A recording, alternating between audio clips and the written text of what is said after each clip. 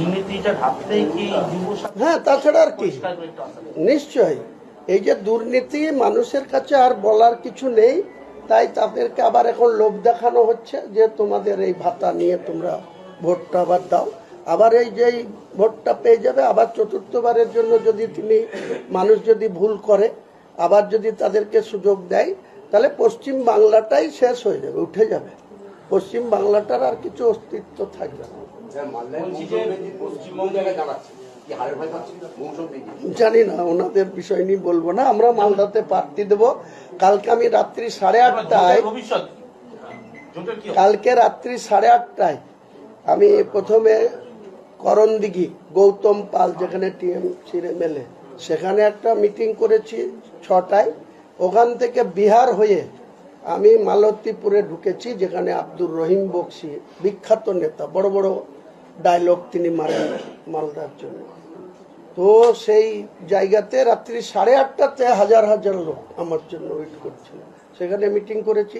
তারপরে আবার ওই যে তজমুল, যে রাজ্যের তেজপাতা মন্ত্রী, হ্যাঁ, হরিশ্চন্দ্রপুরেও গিয়ে আবার মিটিং করেছি। এইসব করে আমি ওখানে থেকে 10টার থেকে রাত্রিতে ডিপারচার্জ নিয়েছি, রাত্রি ঢুকেছি 1:30টায়। এখন মৌসুম যেখানেই দাঁড়াক সেখানেও আমাদের প্রার্থী থাকবে, মমতা ব্যানার্জি যেখানে দাঁড়াবে তার বিরুদ্ধে আমাদের প্রার্থী থাকবে, শুভেন্দু যেখানে দাঁড়াবে তার বিরুদ্ধে আমার দলের প্রার্থী। পাঠান ওকে কি করব, আপনারা শুধু সময়ের অপেক্ষা।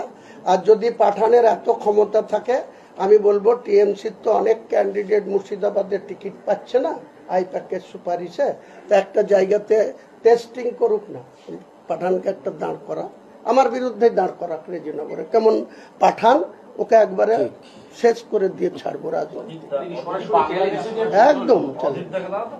হ্যাঁ, অদিতদা যদি বহরমপুরে দাঁড়ায়, আমি ডাইরেক্ট বলছি অদিতদার জন্য আমার যে দুর্বলতা আছে, কারণ আমি দাদা বলি, এখনো দাদা বলি, আমি তার থেকে বয়সে 7 বছরের ছোট, 6-7 বছরের। তো আমার বাড়িতে কিছু না হলে 100 দিন আমার মিসেসের হাতে রান্না করে খেয়েছে বিগত 20 বছরে। তো সে যদি কোনো জায়গায় কন্টেস্ট করে, আমি তার জন্য সেই জায়গাতে প্রার্থী দিলেও অপেক্ষাকৃত যেটুকু হেল্প করার জন্য যা করার করতে পারি, অদিতদার জন্য করব। হ্যাঁ, দেবো কি দেবো না সেটা পরে বলবো। অদিতদা যদি নিজে দাঁড়ায়, তাহলে অদিতদাকে জিতানোর জন্য যতটুকু করার দরকার করতে পারি, কিন্তু তার বিনিময়ে আমি অদিতদাকে বলবো না যে আমার এগেনস্টে তুমি প্রার্থী দিও না। অদিতদা আমার এগেনস্টে যাকে খুশি দিতে পারে।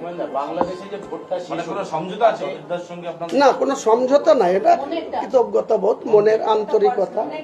অনেক সময় বিপদে আপদে অদিতদাকে যখন পুজো করতে দিচ্ছিল না, কালী পুজোর উদ্বোধন করতে দিচ্ছিল না শ্রমিক হোসেন, সেদিন অদিতদা আমাকে শরণাপন্ন হয়েছিল, পুলিশকে বলেও পুলিশ কোনো দায়িত্ব নেয়নি।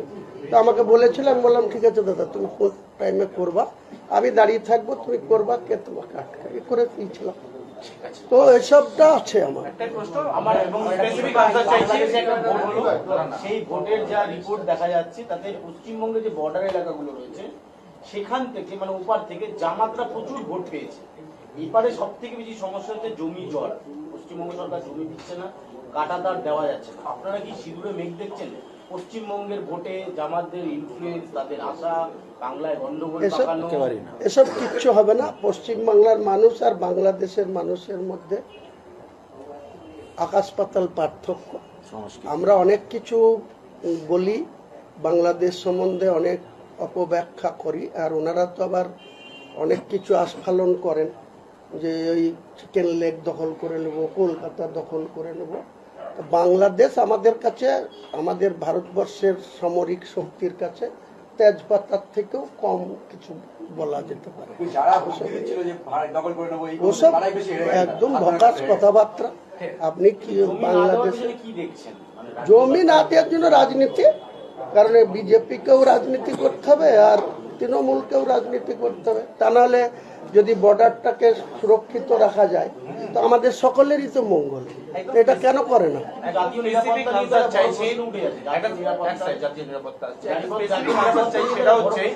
জোট নিয়ে আপনার অনেক দিন ধরে আমি শুনছি যে জোট কি হবে, বৈঠক হচ্ছে, জোটে কি হতে চলেছে কি? জোট 21 তারিখে আপনাকে জানিয়ে দেব যে পদ্ধতিতে সিপিএম মানে বামফ্রন্টের চেয়ারম্যান আর তাদের শরিক দল ফরওয়ার্ড ব্লক আরএসপি আমি শুনেছি আর কি যে ধরনের সিট ডিমান্ড করছে, এমনকি আইএসএফও যে সংখ্যা ডিমান্ড করছে, আমি তাদের সাথে জোট করব না। আমার জেইউপি জনতা উন্নয়ন পার্টি মিম এবং ছোট ছোট আরো 7-8টা রাজনৈতিক দলকে নিয়ে আগামী 25 তারিখের মধ্যে আমাদের কে কোথায় লড়বে, আমি কত সিটে লড়বো, আমার মিম কত সিটে লড়বে, আর এসডিপিআই আজাদ সমাজ পার্টি আরও যে ওই নতুন করে যে জাতীয় উন্নয়ন পার্টি কারা কোথায় লড়বে 25 তারিখের মধ্যে আপনাদের ফাইনাল জানিয়ে দেবো। তবে ধরে নেন যে সিপিএম যে আস্ফালন করছে, সৈন্য আছে, আরো মহাসৈন্য পাঠিয়ে দেওয়ার ব্যবস্থা করবে। না, এত আস্ফালনের হুমায়ুন কবির কারো কি হবে, উনাকে তো চারিদিক থেকে ক্যাকড়া ধরা করে ধরছে। ওনাদের যারা আছে, যাদের আজকের দিনে পতাকা ধরার লোক নাই, যে ফরওয়ার্ড ব্লক আরএসপি বা তাদের ওই সিপিআই, তারা বলছে 20টা সিট দিতে হবে। একটা সিটে মুর্শিদাবাদে 8টা সিটে এমএলএ ছিল, আরএসপির 8টা এমএলএ ছিল ওদের শাসনকালে, এবং এমপিও ছিল বহরমপুরে। একটা সিটে আরএসপি দল যদি 5% ভোট পেয়ে দেখাতে পারে, তাহলে বলবো তাদের কাছে আমি মাথা নত।